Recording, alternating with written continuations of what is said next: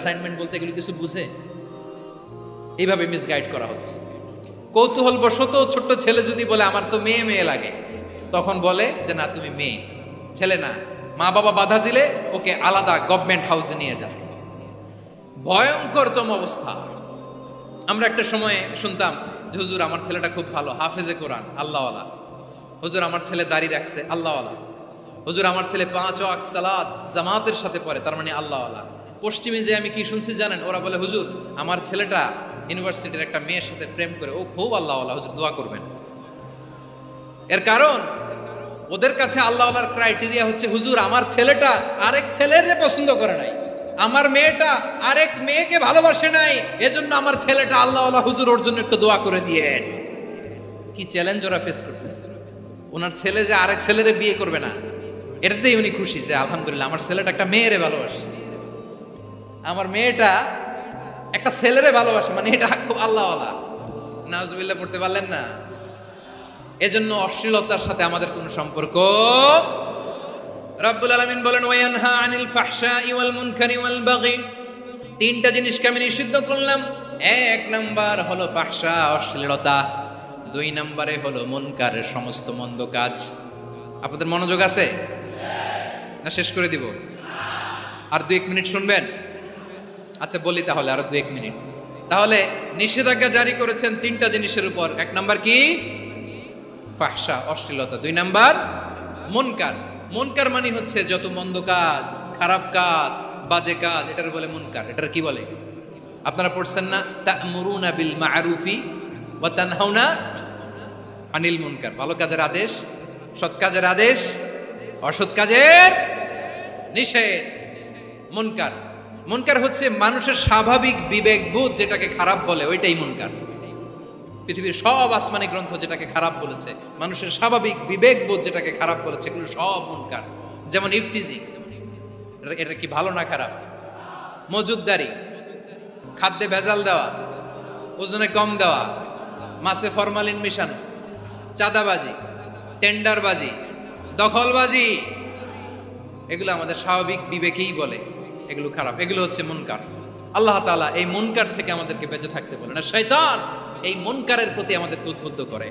আল্লাহ তাআলা বললেন ইয়া আইয়ুহাল্লাযীনা আমানু লা তাত্তাবিউ খুতুওয়াতিশ শাইতান ফাইন ওয়া মান ইয়াত্তাবি' খুতুওয়াতিশ শাইতানি ফাইন্নাহু ইয়া'মুরু বিল ফাহশাই ওয়াল মুনকার। আল্লাহ বললেন আমার গোলামেরা শোনো শোনো, ও আমার বিশ্বাসী বান্দারা খবরদার, তোমরা কশিনকালেও শয়তানের পদাঙ্ক অনুসরণ করবে না, কারণ শয়তান তোমাদেরকে অশ্লীলতা এবং মন্দ কাজের দিকে উদ্বুদ্ধ করে। আমাদের কাজ হচ্ছে শয়তান আমাদেরকে যেদিকে নিতে চায় আমরা তার উল্টা দিকে যাব, ঠিক কিনা বলে? শয়তান এই মন্দ কাজকে আমাদের কাছে বিউটিফাই করে, চাকচিক্যময় করে আমাদের সামনে উপস্থাপন করে। এজন্য আল্লাহ বলেন মুনকারকে থামাতে হবে, মুনকার প্রতিরোধ করতে হবে। মুনকার প্রতিরোধের দায়িত্ব শুধু আমাদের নাকি? শুধু আপনার খতিব সাহেবের, ইমাম সাহেবের, নাকি মুসলিম উম্মার সবার? আওয়াজ করে বলুন, মুনকার অসৎ কাজ প্রতিরোধের দায়িত্ব কার? রাব্বুল আলামিন বলেন কুনতুম খায়রা উম্মাতিন উখরিজাত লিন-নাসি তা'মুরুনা বিল মা'রুফি ওয়া তানহাউনা আনিল মুনকার। তোমাদেরকে শ্রেষ্ঠ জাতি করে জমিনের মধ্যে আবির্ভূত করা হয়েছে, যাতে করে তোমরা জমিনের ভেতরে সৎ কাজের আদেশ করতে পারো আর অসৎ কাজের নিষেধ করতে পারো। উম্মা কুনতুম খায়রা, তাহলে গোটা উম্মার দায়িত্ব, এটা বুঝতে পারছেন তো? আচ্ছা আরো নিচে আসেন। এরপরে আল্লাহ বললেন শুধু উম্মা না, এই জমিনের রাজত্ব আমি যাদের হাতে দেই, এই জমিনের মালিক আমি যাদেরকে বানিয়ে দেই, যাদেরকে আমি সরকারের দায়িত্ব দেই, তাদেরকেও মুনকারের প্রতিরোধের দায়িত্ব দিয়েছে কে? আল্লাহ বলেন যারা ক্ষমতার মসনদে বসেছে তাদেরকে 4 দফা কর্মসূচি আমি আল্লাহ দিলাম। আওয়াজ করে বলেন কয় দফা? আল্লাহ বলেন আল্লাযীনা ইম্মাক্কান্নাহুম ফিল আরদি আকামুস সালাতা ওয়া আতাউজ যাকাতা ওয়া আমারু বিল মা'রুফি ওয়া নাহাউ আনিল মুনকার ওয়ালিল্লাহি আকিবাতুল উমুর। যারা এই জমিনের উত্তরাধিকার হয়েছ তারা 4 দফা কর্মসূচি নিয়ে সামনে আগাবা। সালাত কায়েম করবা, যাকাত আদায় করবা, সৎ কাজের আদেশ দিবা, অসৎ কাজ থেকে মুনকার প্রতিরোধ করবা। আদেশটা কার? আমার প্রিয় চট্টলার ভাইরা, পুরো উম্মার দায়িত্ব মুনকার প্রতিরোধ করা, সরকার প্রধানের দায়িত্ব মুনকার প্রতিরোধ করা। এরপর আল্লাহ বলেন প্রতিটা ফ্যামিলির যিনি প্রধান সিইও বাবা, প্রত্যেক বাবারও দায়িত্ব এই মুনকার প্রতিরোধ করা। আওয়াজ করে বলেন ঠিক কিনা? যেমনটি সাইয়েদনা লুকমান আলাইহিস সালাম ওনার কলিজার টুকরা সন্তানকে আদেশ করেছেন, ইয়া বুনাইয়া আকিমিস সালাতা ওয়া'মুর বিল মা'রুফি ওয়ানহা আনিল মুনকার। পড়েন সুবহানাল্লাহ। বাবা ছেলেকে সবক দিচ্ছে। কে সবক দিচ্ছে? কাকে? লুকমান আলাইহিস সালাম ছেলেকে বলতেছে, ওরে আমার কলিজার টুকরা সন্তান, ওরে আমার বাছা, নামাজ কায়েম করবা, সৎ কাজের আদেশ দিবা, আর মুনকার প্রতিরোধ করবা, অসৎ কাজ, সমাজ থেকে খারাপ কাজকে ঝেঁটে বিদায় করে দিবা। তাহলে দেখেন আমি স্টেপ বাই স্টেপ নামলাম। পুরা উম্মার দায়িত্ব, জমিনের উত্তরাধিকারী আল্লাহ যাদেরকে বানিয়েছেন সরকার, তাদের দায়িত্ব, প্রতিটি ফ্যামিলির প্রধানের দায়িত্ব। এরপরে বিশ্বনবী বলেন সচেতন প্রতিটি মুসলিমের দায়িত্ব সমাজ থেকে মুনকারকে উৎখাত করা। বিশ্বনবী বলেছেন, মান রাআ মিনকুম মুনকারান ফালিয়ুগাইয়িরহু বিয়াদিহি ফাইন লাম ইয়াস্তাতি ফাবিলিসানিহি ওয়া ইন লাম ইয়াস্তাতি ফাবিকলবিহি ওয়া যালিকা আযআফুল ঈমান। সমাজে যে মুনকার দেখবে, খারাপ কাজ দেখবে, সে যেন হাত দিয়ে সেটাকে থামায়। কি দিয়ে? আপনাদের তো হাত নাই না? হাত আছে, হাত আছে। ওরা যেই হাত দিয়ে অন্যায় করে ওটা প্রতিরোধের জন্য আমাদেরও হাত আছে না নাই? থামাতে হবে, থামাতে হবে।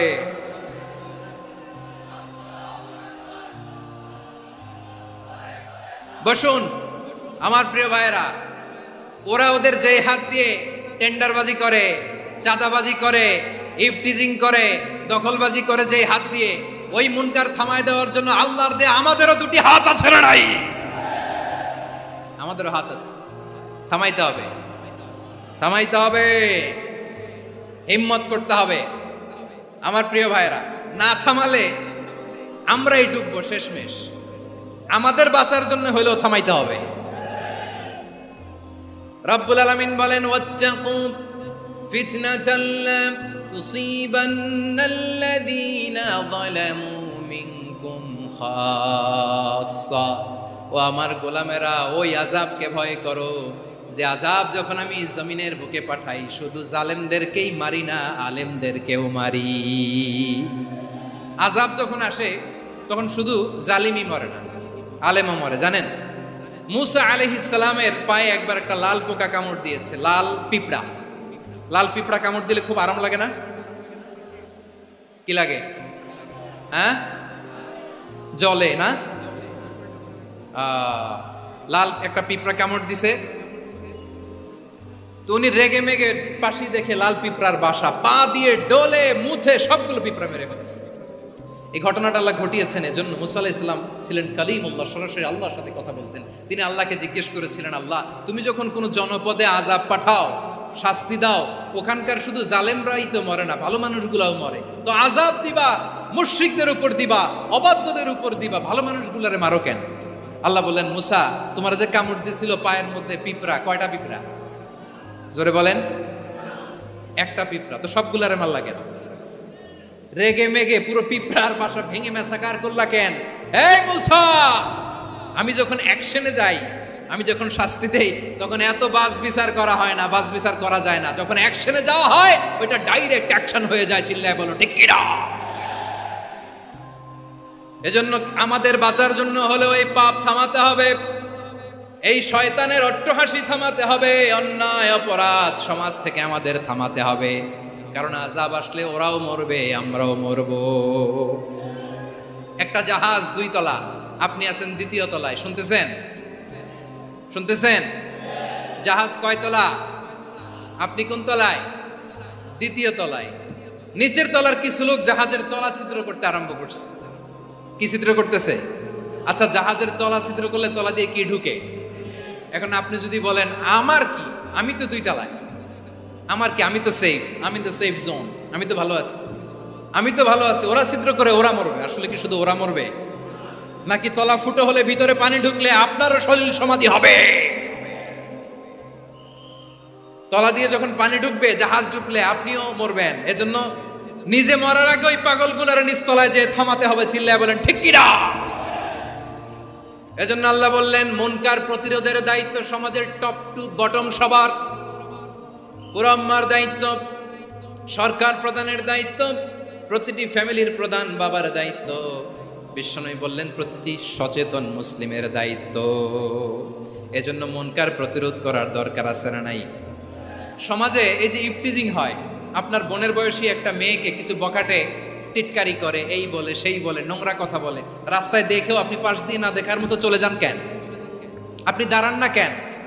আপনি দাঁড়ালেই তো থেমে যাবে, কারণ সত্যের যে শক্তি তার সামনে মিথ্যা মুখ থুবড়ে পড়ে। আপনার সামনে ও কিছুই না, নাথিং। আপনি দাঁড়ান, ওকে প্রশ্ন করেন যে আমার বোনকে তুমি ডিস্টার্ব করো কেন? আপনাকে দেখে আরো 5 জন দাঁড়াবে, 5 জনকে দেখে আরো 10 জন দাঁড়াবে। আমাদের নীরবতা আর আমাদের নিশ্চুপ থাকাই জালিমদেরকে আরো শক্তিশালী জালিম বানিয়েছে। এজন্য মুনকার প্রতিরোধের দায়িত্ব আমাদের সবার। টেন্ডারবাজি, চাঁদাবাজি, দুর্নীতি, অপরাধ, দখলদারিত্ব, মজুদদারি, এগুলো সব কিছু একসাথে প্রতিরোধ করতে হবে, ঠিক কিনা বলেন? একটা মানবিক সমাজ যদি চাই, প্রতিরোধ করতে হবে। প্রিয় ভাইয়েরা, আল্লাহর শপথ নিয়ে বলি, এই নাসিহাতগুলো সবার জন্য, সব দলের জন্য, সব মতের মানুষের জন্য। আমরা কোনো দলের প্রতি মানুষকে ডাকি না, আমরা ডাকি ইসলামের দিকে।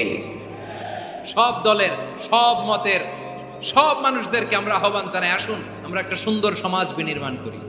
এই যে নতুন বাংলাদেশের এক সুযোগ এসেছে, আর জীবনে হয়তো আসবে না, সামনের 100 বছরে এই সময় আসবে না।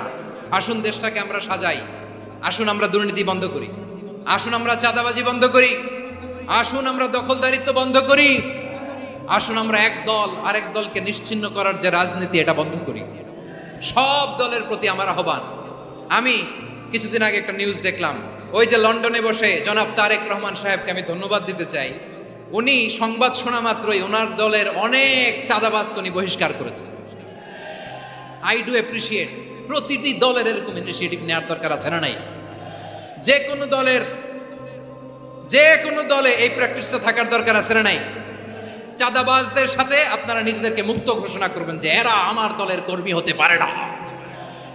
আমরা চাঁদাবাজ মুক্ত বাংলাদেশ চাই, জুলুম মুক্ত বাংলাদেশ চাই, ফ্যাসিজম মুক্ত বাংলাদেশ চাই, গুণ খুন খারাপি মুক্ত বাংলাদেশ চাই। আমরা নতুন ভোরের বাংলাদেশ চাই। ওই বাংলাদেশ পাওয়ার জন্য মুনকার প্রতিরোধে, অন্যায় প্রতিরোধে যদি বাঘের বাচ্চার মতো, আবু সাইদের মতো 2 হাত উঁচু করে বুককে টান টান করে প্রসারিত করে দাঁড়াতে হয়, রাজি আছো মুসলমান?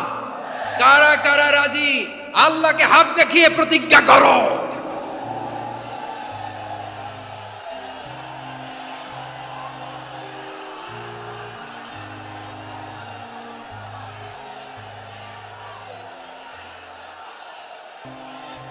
আমার প্রিয় ভাইয়েরা, বসুন বসুন আমার ভাইয়েরা। রাব্বুল আলামিন বলেন, ওয়ায়ানহা আনিল ফাহশাই ওয়াল মুনকারি ওয়াল বাগি ইয়াইদুকুম লাআল্লাকুম তাযাক্কারুন। বসুন। আল্লাহ বললেন, আমি অশ্লীলতাকে নিষেধ করি, আমি সব ধরনের মন্দ কাজকে নিষিদ্ধ করি, সব শেষে আমি সীমা লঙ্ঘনকে তোমাদের জন্য নিষিদ্ধ করি। আলোচনা মনে আছে তো, না ভুলে গেছেন? নিষিদ্ধ করেছেন কয়টা জিনিস?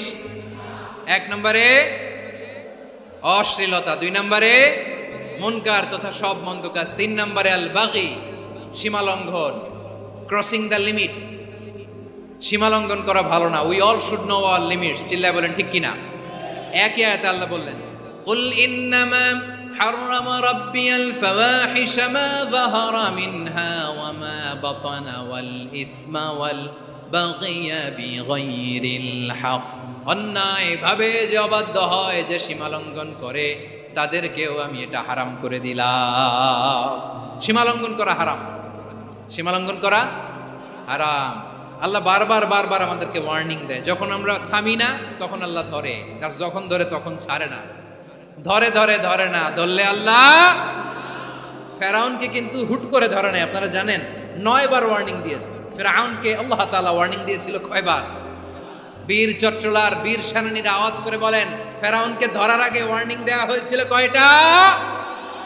রাব্বুল আলামিন বলেন, ওয়ালাকাদ আতাইনা মূসা 9 আয়াতিন বাইয়িনাত, 9টা মুআজিজা দেখিয়েছি।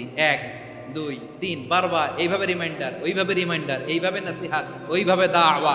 ফাকুলা লাহু কাওলান লাইকিনা, নরম করে বলো, সফট করে বলো, যত ওয়ে হতে পারে দাওয়া মেথডোলজি।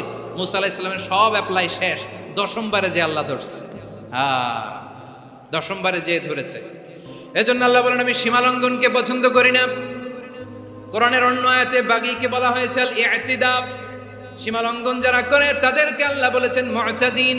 ওয়াকাতিলু ফি সাবিলিল্লাহিল্লাযীনা ইউকাতিলুনাকুম ওয়ালা তা'তাদু ইন্নাল্লাহা লা ইউহিব্বুল মুতাদিন। আমি সীমালঙ্ঘনকারীদেরকে কোশ্চিনকালেও পছন্দ করি না। আমরা যেন সীমালঙ্ঘন না করি, রাজি আছেন তো?